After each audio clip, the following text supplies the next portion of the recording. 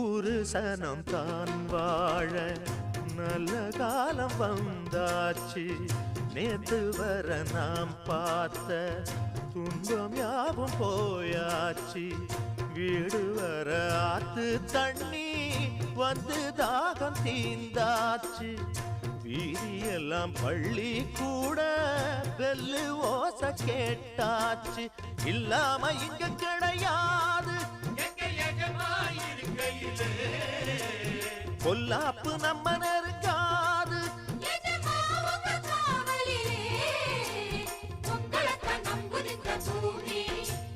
எங்களுக்கு நல்ல வழி காமி எஜமா